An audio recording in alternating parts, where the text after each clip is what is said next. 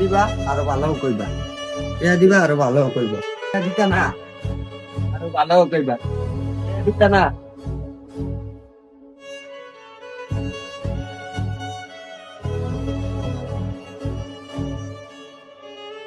কিতারে ভূত বাইতে তো আবাস কি এর?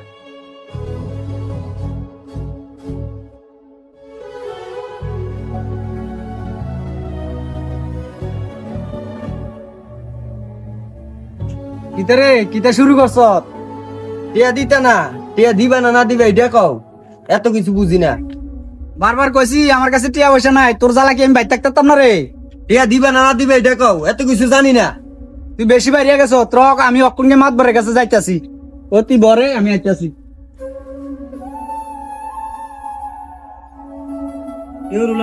তোমরা বাপ পুতের ঝগড়া কিসের? তার জিঙ্গেন না, তার জিঙ্গেন। আমার কিটা জিগাইতো মাতাব্বর আনছো তুমি? তুমি কও। শুনেন মাতব্বর সাহেব, তে অনাবার ধরছে 2 লাখ টাকা দিতাম, তে দুইবার করে বিদেশ যাইয়া 4 লাখ টাকা নষ্ট করছে। আমনে কোন আমি ওর টাকা কম থেকে দিতাম। কিরে সোহাগ, তোর বাপে কয় যায় কথাটি ঠিক নেই? আমার কিটা জিগাল যা কইছে শুনছেন তো। শুনেন মাতব্বর সাহেব, তার মা বলছে 20 বছর হয়েছে, তার পিছনে সব টাকা যদি নষ্ট করে লাই, তা আমার এই পোলাটার ভবিষ্যৎ কি হইব? শোনো রুলামিন মিয়া, পোলা এটাও তোমার এটাও তোমার, লস হলেও তোমার, লাভ হলো তোমার। পোলার তো এক দুইবার দিছ, আর একবার দিয়া দেখো কি হয়, চেষ্টা করুক না। আচ্ছা ঠিক আছে, আপনি যখন কইছেন আরেকবার দিয়া চাই না। সোহাগ শোন এদিকে,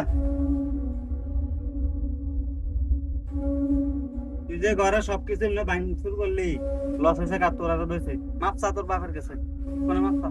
বা আমার মাফ কইরা দাও, আমি ভুল কইরা লাইছি, জীবন আর করতাম না।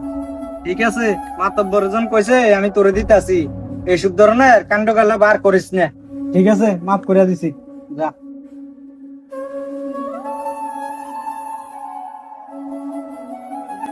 আছে কাজে কথা করে না বাপ তোদের। আমি ওখানে আইয়া কিতারে তোর আনছে আমার মাথার ছাতি ধরতে, তুই তোর মাথার ছাতি ধরে তুই মাতাব্বর ভালো করে যাও।